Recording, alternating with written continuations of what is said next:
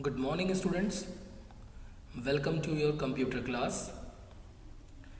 In the previous class, we are discussing about the chapter Introduction to Email. And we have seen the parts of email, how the email sent to the other person, what are the steps while sending the messages through email, and as well as we have also seen the email and ordinary post, the difference between them, then advantages of email, and what are the methods people using before in the earlier times to send messages. So these all things we had discussed in our previous class, and the next topic which we are going to study today is how computer exchange informations, then parts of email message in a very broad manner, as well as we will see the different features of email program, how the people send and receive email messages, and some common email terms. Okay, so before that we will have a little bit revision of the previous topics and then come to the next new topic. Okay, so before going to that, it's request you all to please listen it very carefully, okay, so that you understood the things very well. Okay, so without wasting time, coming to the textbook. As you see, here we have seen introduction to email. What are the things in this? First of all, now if anyone asks you about email, ki, beta, what is email? You will say, yes, I know what is email. It is electronic mail. Okay, it's simple. It's electronic mail. But what does it work? What it does work? So what you will say that email enable us to electronically exchange messages with our internet users wherever they may be. This is your answer, that email enable us electronically exchange our messages with other internet users wherever they may be, whether they are in a restaurant or a traveling or some other country. Okay, a computer, a modem or network connection and email address are needed. If someone asks what are the things needed while sending an email or for sending an email, so your answer is a modem, a network connection and email address is needed to send an email. I hope this much is clear to you all about email. Now today almost anyone who has internet access also has access to email. So theoretically, if you see, you can communicate with almost any internet user in the world. Clear? Now next else what we have seen, times before email messages. Okay, see, people ask, okay beta, you know email, okay, you know the process also, what are the things needed for sending an email, but in earlier times how people send the messages from one person to another, from one kingdom to other kingdom, how? Then you also have an answer that firstly they were sending the messages by fire. Fire was used as a means of communication in many parts of the world. Okay, if you see in 1588, a chain of bonfires was used to send warning signals from one end of the country to other. These were used for sending messages. Next, message by runner. The most famous, if you see, the most famous communication means for sending messages took place in 490 BC, when a runner named Phedipides, okay, remember this word, Phedipides, ran about 40 kilometers. Okay, to spread news of Greek victory at the Battle of Marathon. 40 kilometers he ran just for a news that a Greek got victory in the Battle of Marathon. Even in India, kings and emperors stationed relay horses to spread messages from one place to another. And the next one is message by pigeon. Things changed little bit. Now the people use pigeons. They just tie the message in their legs and send them to the direction. And even pigeon knows where to go. In between, if someone asks how the pigeon knows, so that answer is not included in this, because pigeon knows the direction, because they are just like pet. People used to take them. So pigeons have been used to send letters and messages for a long time. Now organized message.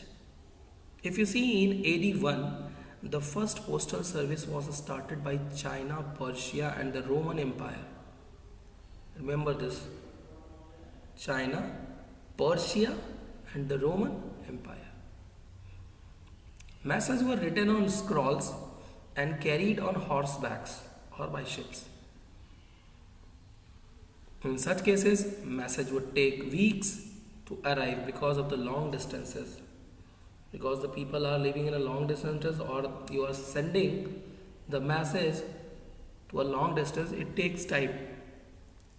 But the first postal service was started by these three countries, that is Roman Empire, Russia and China. Not Russia, it's Persia, okay? Later, armed mail coaches were used. The first mail by a train was sent in 19th century. That means, remember this one also. After this pigeon, the organized messages were born, and the first it came the postal, and second came the mail service by a train.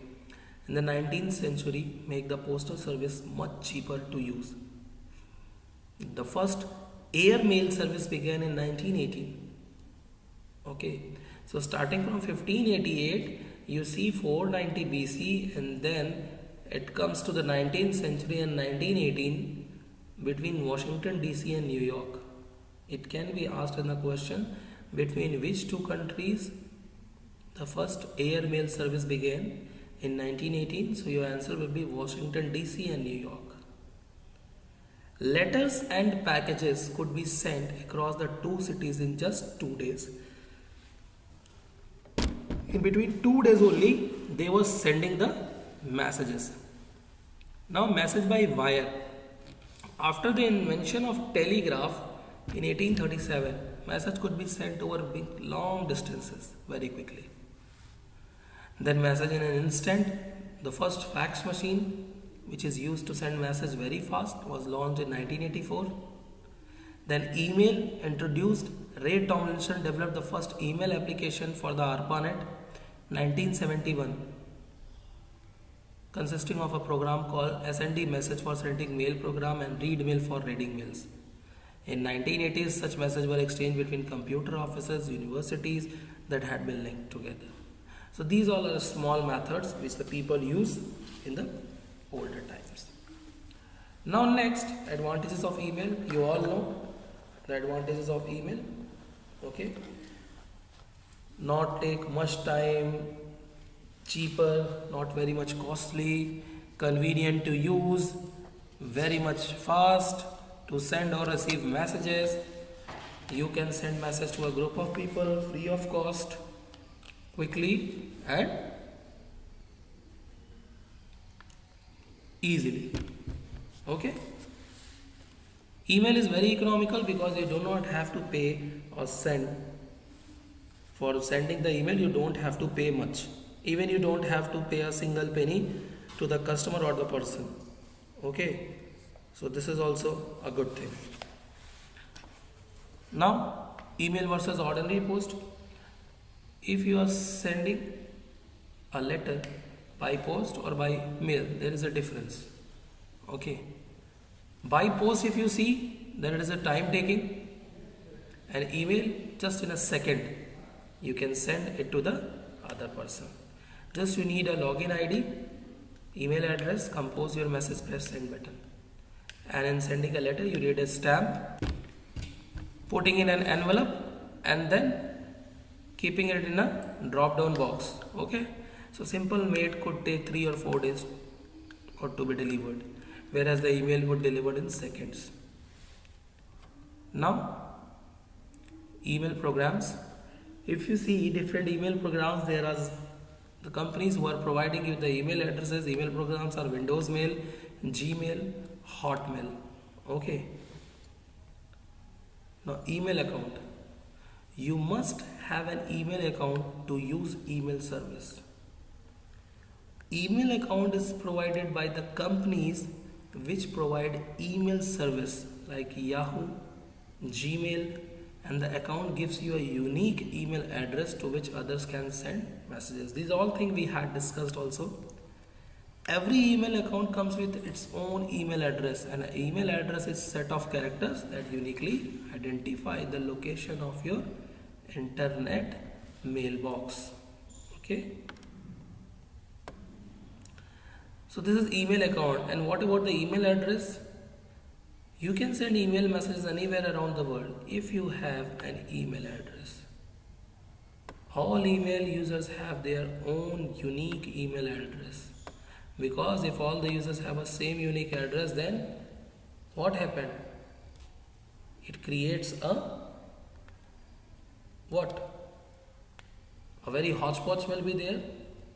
Okay, all the people used to see the messages, no one will get the correct message. Okay, that's why unique address and unique email ID is there. The message are sent to the correct resident because of uniqueness of the address. I hope you all are getting.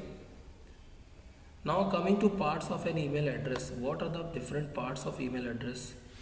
So you see, an email address is a combination of username and domain name that identify the user so that he or she can receive messages. Username is a unique combination of characters that identify you, and it must differ from other usernames located on the same server. Username sometimes limited to the 8 characters and is often combination of your first and last name. So remember this. Okay, username limited to the 8 characters and it consists of the combination of first and last name. So such as the initial of your first name plus your last name. Now domain name. Domain name separated by 2 parts by a period. The first part is the name of the service provider and second part depicts the type of website. Okay, like .com, .gov, these. So the username and domain name are separated by the @ symbol, which means at. Okay, so these two are separated by a symbol that is @. An email address cannot use commas, spaces or bracket. Instead, hyphen and underscore can be used. Now, selecting an email address. Okay. Selecting an email address. While creating email account, the server will let you choose a username.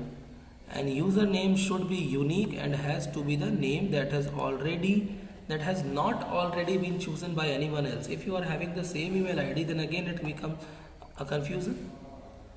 So it should not be the same. So it is recommended that you use a combination of letters and numbers, both. A username Tanya Minas, you have seen this example, T_Minas, so I don't have to explain much. Okay. Now hi and email travels. Email message is typed by the sender on his or her computer. The message has an address so that it can be sent directly to the correct address. The message is sent to a server which is connected to the internet. The email is then sent to a router by the server.